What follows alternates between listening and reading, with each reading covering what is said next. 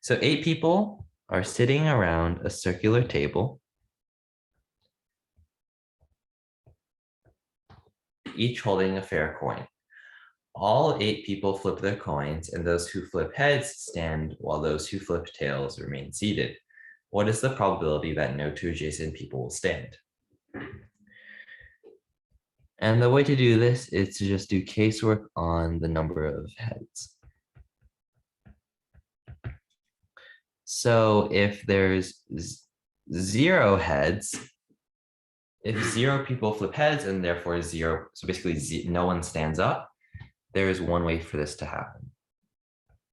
If 1 person stands up, there's 8 ways for this to happen, and no two people will be standing adjacent to each other. If 2 people flip heads, then the total number of ways for this to happen is we choose 2 people to flip heads, but we can't have them standing next to each other, so there's 20 ways. You can also think of it as like you have 8 ways to choose the first person to stand up, and then you have 5 choices. So you have, and actually I like that a bit better. Yeah, you have 8 choices for where the first person is going to stand, 5 person for the second, but we also don't care about ordering, so we divide by 2.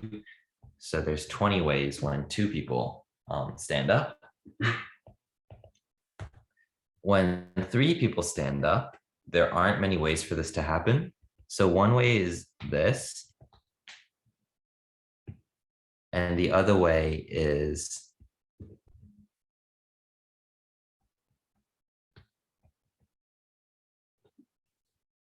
because you have to have 2 people who only have 1 person in between them.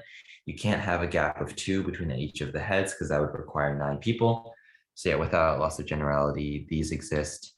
And then you can either put one here or you can put one here. So yeah, the purple and the black are the only 2 like ways to place people up to like reflection, rotation. And yeah, so the black is centered around here. So there's only 8 ways. There's only 8 black, like in the black configuration. It's like you kind of choose this and then put them 2 spots over. And then in the purple way, there's also, once again, only 8 because you're kind of centered around here. And so that means that there's 16 different ways for people to stand up when 3 people get heads. And when 4 people get heads, there's only 2 ways. That one's not too tricky. You either have like heads, or you have like heads.